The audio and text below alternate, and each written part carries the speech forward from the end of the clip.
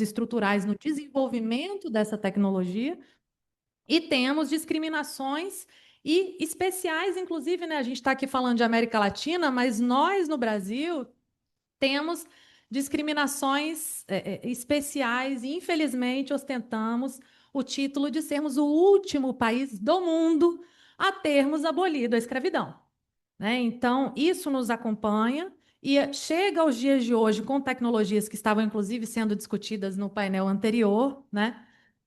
Em que nós temos um contexto que temos aí uma alta taxa de consumo, somos um país que consumimos muito essa tecnologia da inteligência artificial e que, portanto, produzimos e fornecemos dados e maioria pessoais, e que temos um baixo nível de produção dessa tecnologia. Então, o grande desafio nosso do Sul Global é como reduzir essas desigualdades de modo que a gente não reforce discriminações, ao mesmo tempo em que também permita o reequilíbrio dessas desigualdades, inclusive em termos de produção dessa inteligência artificial responsável, né? E aí, nesse caminho, a gente tem um projeto de lei que nasce, né, devido a esses riscos todos, que nasce no Brasil a proposta regulatória acompanhando também um movimento mundial de consenso global, de existência de princípios mínimos para se colocar, e aí a gente tem ali o PL 2120, que traz inicialmente, né, em 2020, então essa discussão de inteligência artificial e regulação não é nova, inclusive no Brasil, traz ali o princípio da não discriminação e uma série de outros princípios, mas é uma regulação aprovada a toque de caixa em regime de urgência na Câmara dos Deputados. Isso chega no Senado Federal, é criada uma comissão de juristas que discute, por meio de audiências públicas, né, inclusive o Bruno Bione fez parte, né, da comissão de juristas, discute por um longo período, promovendo audiências públicas, esse texto, solta-se um novo texto, é constituída uma nova comissão, uma comissão temporária de inteligência artificial com senadores, que também vão fazer uma série de outras audiências públicas, e propor um novo texto que é aprovado final do ano passado, em dezembro, com uma lógica exatamente que condiz muito com o que o documentário fala, né? Uma lógica de direitos, de proteção de direitos, de justiça, de inclusão, de diversidade, de uma inteligência artificial, de fato, que seja responsável e que promova a inovação, mas sem esquecer da responsabilidade e das desigualdades que não são tão conhecidas no sul global. Então, esse projeto ele chega na Câmara dos Deputados, tem sido feitas ali, realizadas uma nova rodada de série de audiências públicas, e ele traz uma perspectiva, e já correndo para o final, que eu sei que a gente está com pouco tempo, uma perspectiva também bastante atinente ao nosso país, né? Então, você tem ali o artigo 4º trazendo definições de discriminação não só direta, como também indireta, que é aquela que vai usar um critério aparentemente neutro para poder promover uma discriminação, no final das contas, traz ali uma lógica de riscos, mais riscos que a gente está mais acostumado aqui no Brasil, infelizmente, né? Então, por exemplo, IA para recrutamento, que pode gerar e reforçar discriminações e gerar o looping, né, de discriminações, como alto risco e, portanto, com maiores deveres de obrigações, né, de governança. Por outro lado, a gente também traz, além dessa perspectiva de direito e dessa lógica de risco, risco duplo, né? Ou seja, alto e excessivo, né? Que é aquele banido, também uma lógica de incentivos à inovação por meio de sandboxes regulatórios, né? Por meio do CIA e da Autoridade Nacional de Proteção de Dados, que eu vejo aqui o Daniel na plateia contribuiu muito para essa lógica, né? Entendendo que existem também desigualdades em termos regulatórios no Brasil, então há setores como o próprio bancário que está sofrendo aí também com essa lógica Trump, agora as últimas declarações, mas que o PIX e as fintechs já são bastante reguladas em questões de IA, e os setores que menos regulados que a NPD, então, atue comatando essas lacunas, né? Então, acho que a gente está num momento de reforçar a nossa soberania, entendendo que somos um país que tem que avançar, sim, protegendo direitos, né? Que a gente precisa atender a essa lógica de que precisamos proteger direitos para avançar numa inovação responsável, garantindo mais do que nunca a nossa soberania nacional. Muitíssimo obrigada, Tainá. Acho que suas falas foram muito importantes para a gente também imaginar enfim, assim, várias questões. Então, quando a gente pensa em discriminação algorítmica, quando a gente pensa em rodas de riscos, no qual a gente tenta, não somente a sociedade civil, mas também governos, pensar como que a gente pode construir eticamente um caminho possível, né? Então, é através disso que a gente está falando. Então, como que a gente tenta dialogar com essas esferas?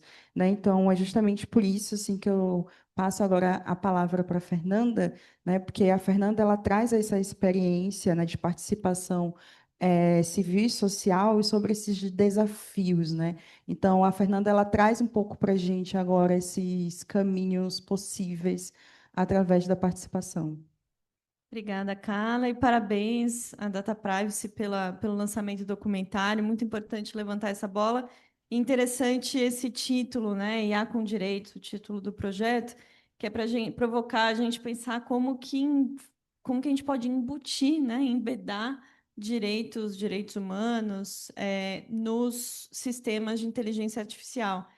E aí, quando a gente está falando, geralmente nessas discussões, a gente fica num alto nível, a gente fala de diretrizes, fala de regulação, de um ponto de vista mais macro, mas esse tipo de boa prática, de governança, ele devia ser, implementado de forma contextual também em cada sistema que a gente vai implementar.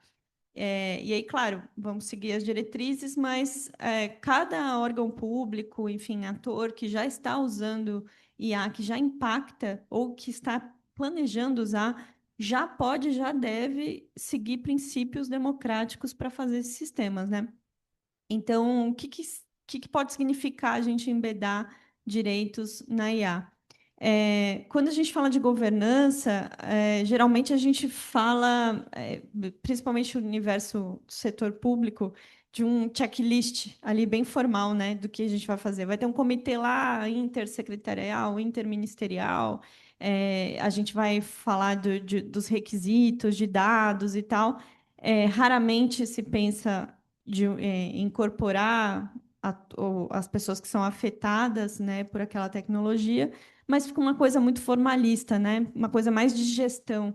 Então, eu gosto de reforçar, pode ser até um pleonasmo, mas sempre que falar de governança, falar da governança democrática da IA, né? Que é colocar o democrático, trazer isso para a evidência. E para fazer isso, um conceito que eu acho muito útil e que a gente vem trabalhando há muitos anos, para falar de outros temas, né, de tecnologia e de dados, é o tema do governo aberto mesmo, né? É o framework de governo aberto, esses valores que traz, que nunca foi uma receita de bolo, né? São diretrizes. E quais são esses 4 pilares? Transparência, participação, integridade e tecnologias abertas. Né? Tem vários conceitos, enfim, esse é o com que eu trabalho, que eu acho mais completo e interessante. E aí eu vou fazer um exercício aqui de pensar o que seria a governança democrática de IA, pensando em cada um desses pilares, né? Então, transparência tem a questão não só dos algoritmos, né? Mas dos dados, né? Os dados que estão entrando, que estão sendo usados naquele sistema, o que ele está oferecendo de output, né? O que está saindo do sistema, se toma decisão ou não, né? Com quais requisitos. Quais os pesos daquele modelo, né? O que o modelo considera para fazer determinado processamento. Tem um sistema que algumas empresas estão usando, que é o Model Card, né? Que é a transparência, como se fosse aqueles cartõezinhos de nutrition facts, né? As informações nutricionais que têm ingredientes. E aí um dia eu estava vendo de um desses dos grandes modelos, né, de uma Big Tech, e aí estava falando assim, o que vocês mudariam aqui, né? O que é útil para as pessoas pensarem na adoção desse modelo? E aí tem uma hora ali que fala, um desses componentes desse cartão de modelo de transparência é as fontes, né? As fontes que aquele modelo usa. A gente sabe que nenhum dos grandes modelos publica de fato quais são as fontes de dados que usa. Isso é um grande gargalo. Então, um cartão de transparência de um sistema de IA qualquer, a gente não está falando só de LLM, só de grandes modelos, a gente está falando de qualquer sistema de IA, usaria esses parâmetros. Nesse caso desse modelo da Big Tech, dizia assim, nas fontes de dados falava que neste modelo usamos diversas fontes de dados. Né? E aí eu brinquei assim, se fosse informação nutricional, ia dizer, esse alimento usa diversos ingredientes. Não é útil para saber. Né? A gente precisa saber das fontes de informação que estão produzindo saídas daqueles modelos, enfim. Isso é uma coisa, né? Esse nível de transparência. Depois tem participação, né? Participação, a gente pode falar de instâncias multissetoriais. Então, se é uma secretaria de educação implementando um sistema de IA, tem que pensar em representantes da comunidade escolar, dos professores, enfim. Qual que é o contexto e quais são as pessoas afetadas e como envolvê-las formalmente em decisões sobre aquele sistema. Auditoria cidadã de IA é uma forma de participação. Agora, a gente tem visto cada vez mais metodologias para promover avaliações com diversas especialidades, né? Não só o pessoal do direito, o pessoal de tecnologia, mas pessoas também que podem pensar na experiência do usuário, enfim, integrar com espaços existentes. A gente tem a gente tem alguns mecanismos, espaços institucionais de participação tradicionais já e robustos no Brasil, que não estão discutindo esses temas. Né? Então, eu olhei, por exemplo, para a infraestrutura de dados de transporte público em São Paulo. O Comitê de Transportes e Mobilidade Urbana nunca discutiu a infraestrutura de dados, como se não fosse um tema que afeta essa política pública. E aí, geralmente, isso fica centralizado em comitê de proteção de dados, né? Enfim, e os comitês setoriais de educação, de saúde, que podem ser envolvidos nesse tema, não estão sendo envolvidos. Acho que isso é outra forma de fomentar a participação. Integridade, accountability, né? A gente tem boas práticas que já podem ser implementadas também. Primeiro, uma questão de formalização. Né? A gente vê em alguns setores doação de sistemas, né? Doação de licenças. Às vezes isso não está sequer formalizado, né? E uma vez formalizado, contratualizado, os contratos ficarem públicos, disponíveis. Enfim, relatórios de impacto são instrumentos também que podem ser tornados públicos. A gente entender quem são os atores envolvidos para identificar conflitos de interesse, né? E prever mecanismos de prestação de contas em contratações públicas de IA, né? Que os fornecedores tenham, né, que cumprir algumas cláusulas ali de prestação de contas sobre o que está acontecendo naquele processo. Enfim, e, por último, tecnologias abertas, a gente não está falando só de modelo de código aberto, né? Mas adotar padrões abertos também, pensar, né, em usar modelos abertos é importante, porque a gente tem um nível de auditabilidade maior, mas tem códigos que, por exemplo, são de processamento dos dados, pré-processamento para entrar no modelo, ou para serem processados por um modelo de IA, que passam por diversas transformações ali, os códigos ETL para extrair, transformar os... Isso pode ser um nível de código aberto também, para entender que tipo de processamento a gente está fazendo dos dados. E é isso, enfim, acho que são 4 pilares, só para inspirar um pouquinho que cada perspectiva do governo aberto poderia trazer para a discussão de IA. E, por fim, seria muito importante também nas avaliações que a gente faz sobre IA, a gente começar a olhar de fato para benefícios, sopesar benefícios e riscos, a gente fala muito dos riscos, mas os benefícios, às vezes, também não se comprovam, não se sustentam. Né? Então, a gente também olhar para as evidências de benefícios para ver se aquilo realmente está gerando um valor público, está fazendo aquilo que se propõe a fazer. Senão a gente fica com a balança nos riscos, tenta mitigar os riscos e não está olhando de fato para o valor social, o valor público que aquele sistema está gerando, né? Então, é importante a gente colocar na balança também, até para a gente entender, né, o que a gente está ganhando com determinados sistemas de IA.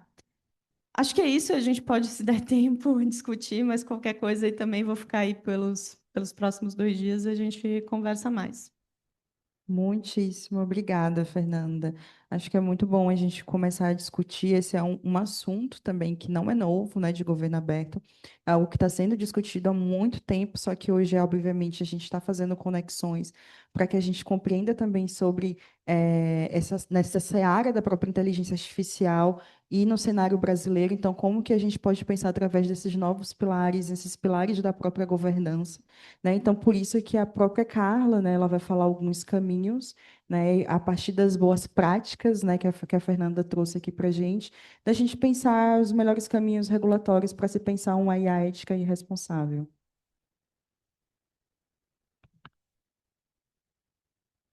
Bom, gente, boa tarde. Obrigada por esse painel. Acho que para mim é uma honra realmente estar com vocês, pessoas que são grandes referências para mim. Eu queria primeiro apresentar a JOR, porque eu acho que não é tão óbvio porque estar aqui, né? A JOR é uma associação de jornalismo digital, a gente representa 150 veículos jornalísticos. E aí é muito interessante, às vezes, esse lugar, quando a gente está conversando com organizações do digital, que são tão renomadas, o lugar de uma organização de jornalismo, mas por quê, né? Qual é a entrada nessa discussão? E aí eu queria começar desse ponto, porque eu acho que tem um debate que está posto quando a gente está falando em direitos, quando a gente está falando, eu gosto muito da ideia do IA com direitos por isso, quando a gente está falando em equilíbrio de inovação e proteção de direitos, que é olhar os setores econômicos a partir da diversidade que tem entre eles, né? Ano passado a gente participou de um painel, Daniel também estava no painel, falando exatamente dessa discussão do setorial e do geral. E eu queria começar a pincelar um pouco a partir desse olhar, porque eu acho que muitas vezes a gente coloca coisas em contradição e muitas vezes a gente esquece do que é a diversidade dos setores econômicos. E o jornalismo é um desses setores econômicos, então, por isso, um pouco esse olhar. Acho que o bom de falar por último é que as pessoas já pincelaram algumas coisas. Acho que o contexto que a gente está vivendo é um contexto que a sociedade brasileira precisa decidir o que fazer. Eu acho que está na nossa mão, opinião pública, acho que está na nossa mão vários stakeholders que estão aqui, e acho que está na mão, sobretudo, do parlamento, tomar uma decisão de se a gente quer ou não regular a IA e como regular a IA. E isso precisa ser pensado a partir de um contexto que a gente já tem, que é um contexto de amplo uso da IA. A nossa sociedade está usando individualmente, está usando dentro dos seus setores econômicos, de formas muito distintas, a partir de um contexto da realidade socioeconômica do nosso país, então, de todo o histórico que a gente tem no nosso país. Mas eu acho que a discussão não é bem se a gente vai regular ou não. Acho que nem isso está dado, né, que a gente vai regular. Mas acho que a discussão não é nem se vai regular ou não, mas acho que a discussão é um pouco como regular e para que regular. E eu acho que a gente precisa aprofundar um pouco mais essa discussão. Está muito simplista, né? Como se fosse a quem é favorável à inovação, que é contrário à inovação, e a discussão se encerra ali. Qualquer inovação que vale a pena, todo mundo que quer proteção de direitos, então, na verdade, é necessariamente contra a inovação. Não é isso. Esse antagonismo não existe. E mesmo esse antagonismo entre quem está no campo, né, defendendo participação, quem está defendendo modelos de governança, quem está defendendo proteção de direitos, não é contra o desenvolvimento de setores econômicos brasileiros. Isso não existe, mas isso é das formas de se colocar e de criar um certo antagonismo. E aí, ao meu ver, acho que a partir do setor econômico que eu represento, mas também enquanto pessoa física, eu acho que o primeiro motivo pelo qual a gente deveria regular é porque a gente está num cenário de muita insegurança jurídica. Quando você tem a utilização de imagem de pessoas, de voz de pessoas para produzir fraudes, para produzir conteúdos novos, isto é um cenário de insegurança jurídica. Não regular é propagar um cenário de insegurança jurídica. E quando a gente tem cenários intensos de insegurança jurídica, normalmente a decisão cabe ao judiciário. Então, acho que tem uma discussão que a gente precisa fazer a partir desse momento. A gente não está discutindo uma coisa nova que não está posta, a gente está discutindo uma coisa que está posta. O cenário de deepfake, o cenário de deepfake em contexto eleitoral, gente, o cenário de uso de imagem de pessoas conhecidas, que tem confiabilidade para fraude, para publicidade, ele é muito grave. E ele é um cenário que está posto dentro de um contexto de insegurança jurídica. Então, quando a gente está falando em proteção de direitos, a gente não está falando de algo abstrato, a gente está falando de algo muito concreto. Então, primeiro, acho que é entender esse cenário que a gente está vivendo. E aí, acho que o para quê, né?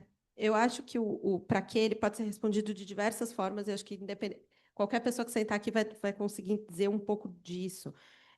Mas eu acho que a gente precisa regular de uma forma que consiga olhar a realidade socioeconômica do nosso país. Não dá para ignorar um cenário de profunda dependência de infraestrutura, dependência econômica que alguns setores têm em relação a outros, e uma própria dependência global, né? Nós somos o sul global e isso não pode ser ignorado quando a gente está discutindo uma regulação. Agora, da mesma forma que a gente está contextualizando tudo isso, a gente também tem que contextualizar que a gente está discutindo uma regulação dentro dos parâmetros que a gente tem, dentro dos parâmetros de Constituição que a gente tem. Então, a flexibilidade de direitos fundamentais não está posta. Ela não é possível hoje. A gente não tem, e isso precisa estar posto na discussão. Né? Ninguém está falando que a gente pode aprovar uma lei que é ou não coerente com o artigo 5º. Não é uma escolha, né?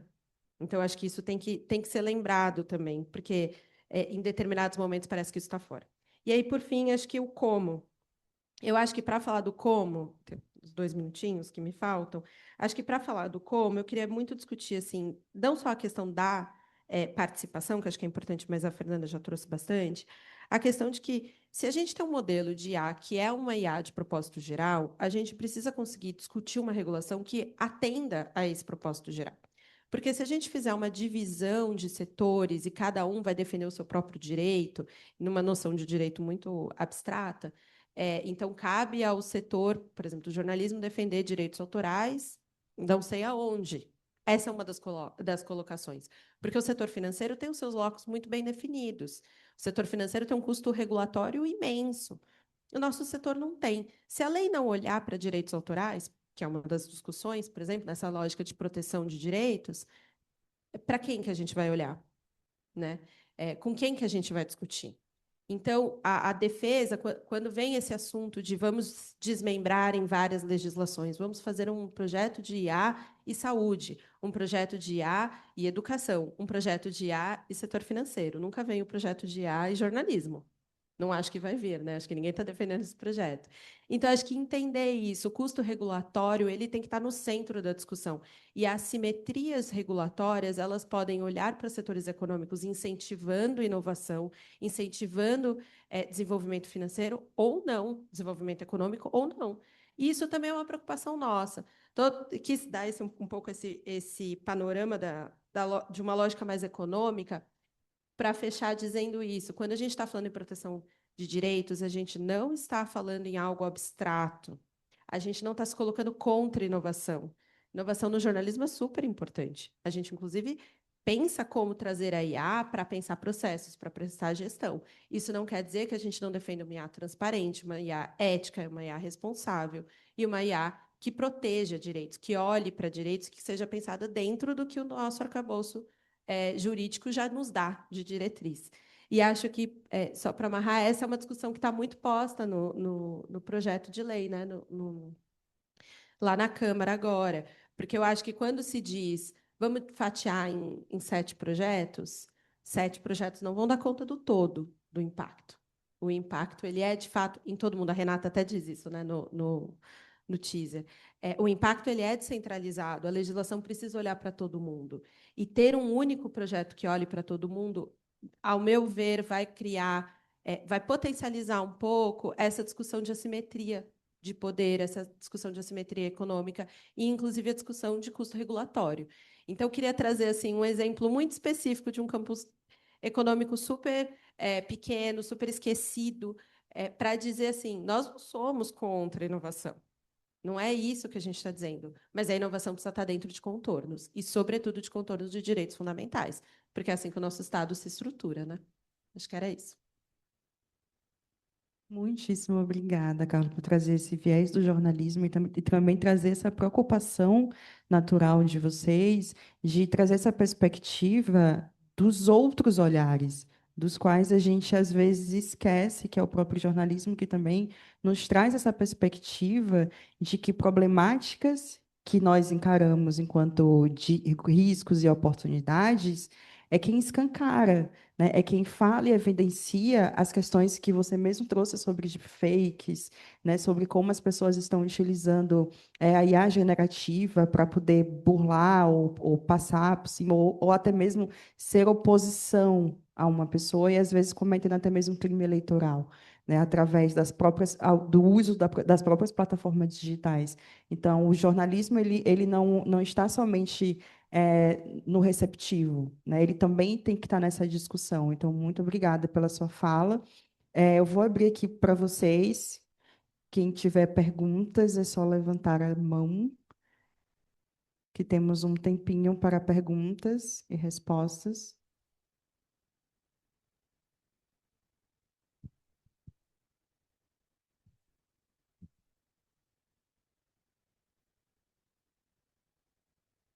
Olá, boa tarde.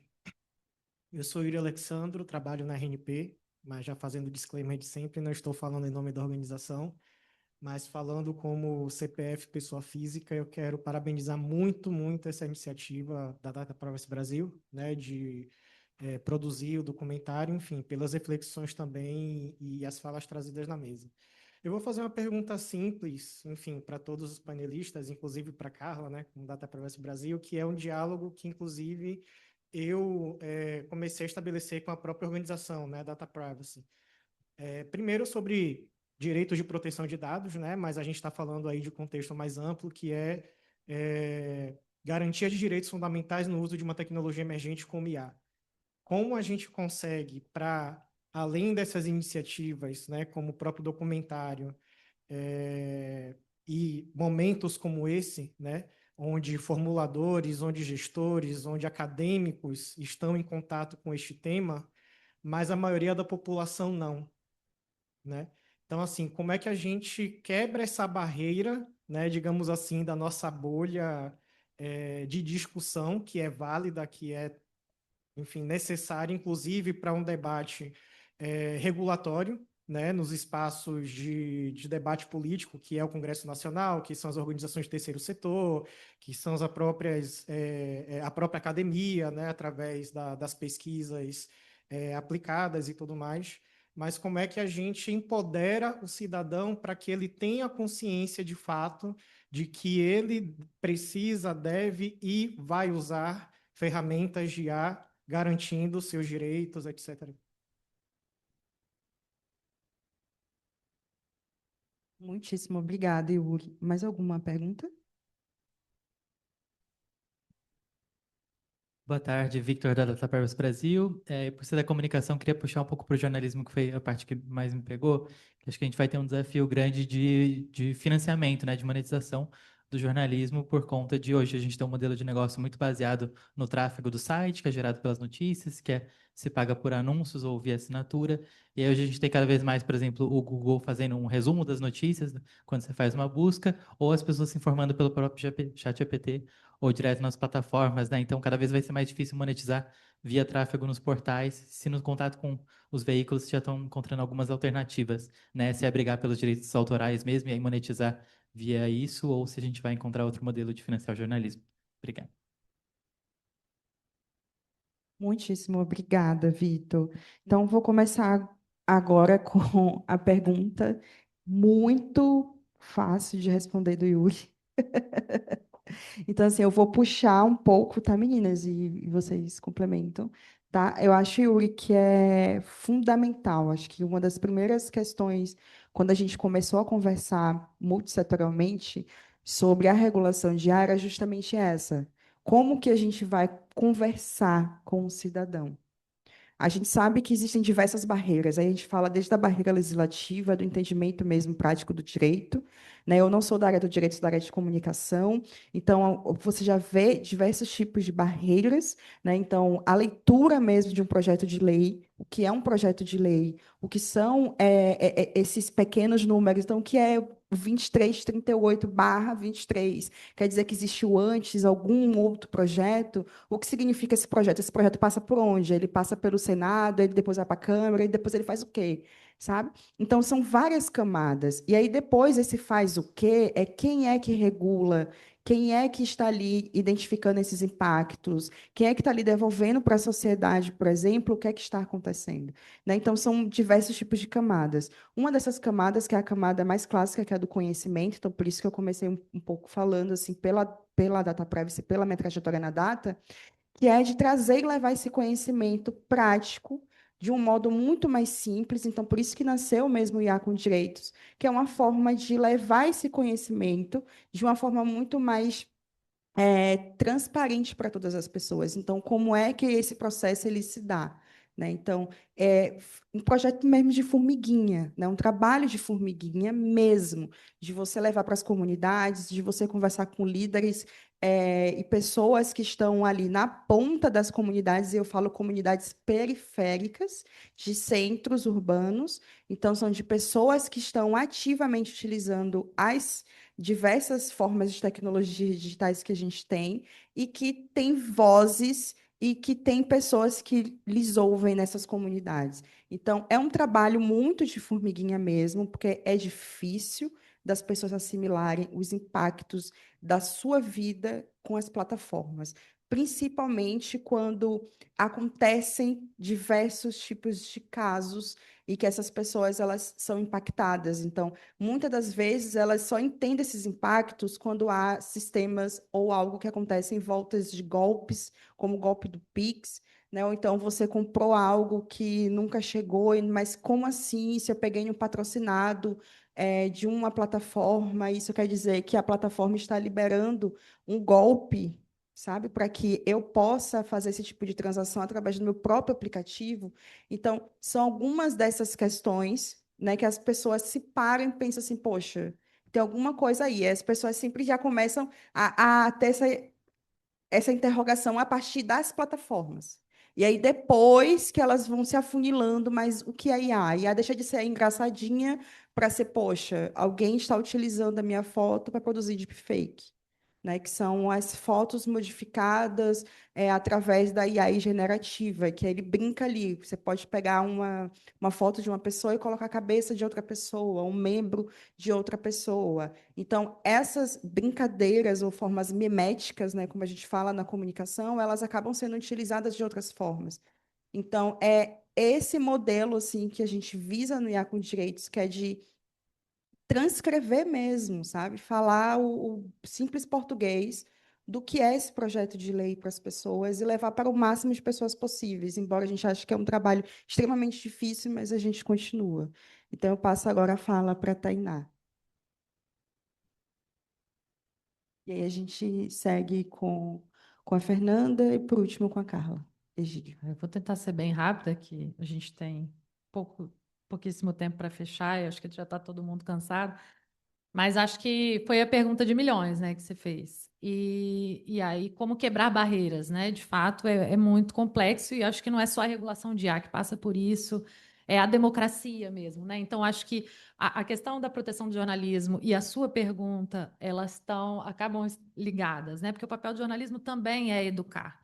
E aí eu vou puxar a sardinha para o meu lado, né? Eu sou professora, pesquisadora, e na universidade a gente tem esse tripé, né? Ensino, pesquisa e extensão. E a extensão, ela é isso aqui, né? Ela é você produzir, por exemplo, um produto como um documentário que vá atingir e sair e pular o muro da universidade, né? Então, acho que é o único caminho possível e mais eficiente ainda é a educação, que é demorada, é um caminho longo, mas ainda é educação. E claro que eu também não podia deixar de dar meu pitaco rápido na sua pergunta. Acho que a questão da monetização, ela passa por uma série de outras gamas, além dos direitos autorais, que é a proteção de outras profissões, né? Da questão da extinção das profissões, com a IA generativa, a questão da criatividade foi muito afetada. Então, acho que a gente vive esse momento de como vamos proteger as profissões como o jornalismo e como garantir também o debate democrático, né? Que passa pela informação, por um debate informado. Então, para um debate ser informado, a gente também tem que garantir, além de direitos autorais, além de proteção das profissões, a transparência do como que a gente está alimentando esses algoritmos que vão dar o resultado, com que tipo de reportagem, né, a gente está alimentando esse algoritmo que vai dar esse resumão para fazer esse resultado monetizado, né? Será que é tudo que pode entrar ali? Né? Então, acho que também a transparência, a proteger a transparência também é proteger o jornalismo. Obrigada, gente. Tá legal. Sobre essa questão do Yuri, além do que a Carla e a Tainá já falaram, eu vou voltar àquele ponto de a gente aproveitar a capilaridade que a gente já tem no Brasil das estruturas de participação em política pública de outras áreas. Porque não é pouca coisa. Se a gente pensar que na educação, toda escola, pelo princípio da gestão democrática, toda escola pública tem uma associação, tem um conselho escolar, e aí tem o conselho municipal, e aí tem o conselho estadual, entendeu? Então, esses espaços eles não estão discutindo. E quando eles passarem a se enxergar como parte da discussão, isso vale para a saúde, vale para os espaços que discutem segurança pública, enfim. Quando eles incorporarem essa pauta também, vai ficar muito mais fácil a gente chegar em muito mais gente. Né? É claro que a gente sempre quer, a gente pensa, como que a gente comunica com o cidadão, né? Como que a gente simplifica a linguagem, mas a gente também pode dialogar com esses atores que têm essa capilaridade. Então, acho que isso é muito importante, a gente levar para ativar espaços de participação, instâncias que a gente já tem. A gente tem conferências nacionais de política pública que mobilizam todos os municípios, depois estados e chega no governo federal. Então, a gente tem esses espaços de levar esse assunto, essa pauta, como eles se enxergarem na discussão. A gente está fazendo um projeto sobre reconhecimento facial nas escolas. E a gente fez pedidos de acesso à informação para municípios e estados. Vocês têm sistemas de inteligência artificial? Eles falam não. Mas como não? Tem aqui reconhecimento facial na sua rede? Tá, isso tem. Então, assim, não faz a conexão ainda de que isso está dentro do escopo da IA, né? Então, acho que tem toda essa questão de letramento, sim, inclusive para gestores públicos, como nesse exemplo, assim, era IA, não sei, não sabia. Como a gente tem também que ativar espaços de participação tradicional, e aí a gente sempre discutiu no campo dos direitos digitais como fazer essa ponte. Daí, sim, como articular esses espaços, porque a gente chama para conversa e fala assim, eu não estou por dentro, não é um assunto que eu acompanho, então é um desafio também. Eu acho que eu concordo bastante com essas provocações, com essas reflexões. Eu acho que a gente vai precisar ser muito criativo, o desafio é enorme. Mas eu gosto de ser um pouco esperançosa, de pensar que outros setores tiveram desafios muito grandes também e conseguiram fazer agendas de regulação. A gente está vivendo talvez o grande poder econômico no nosso momento, mas outros momentos históricos tiveram outros grandes poderes econômicos e conseguiram avançar. Então, assim, vai ser muito difícil, a gente vai precisar usar tudo isso, mas eu ainda gosto de acreditar que vai ser possível. E aí eu acho que isso é a mesma resposta para você, Vitor. Acho que a gente poderia conversar horas sobre essa questão do financiamento. E eu acho que a gente está vivendo uma mudança agora com a inteligência artificial nos resultados de busca, nos resultados, né, seja no ChatGPT, seja no buscador do Google. Eu acho que a gente está numa nova mudança mesmo, porque foram momentos. A gente tem um primeiro momento que acho que a internet possibilitou um tipo de contato entre produtor de conteúdo e audiência que não existia antes. Eu me incomodo, às vezes, quando as pessoas falam na internet numa linha de como se agora fosse horrível e antes era ótimo. Não era ótimo antes. Não era. A gente não quer voltar para o que era antes. Potencializou muito desconcentração, e isso é importante.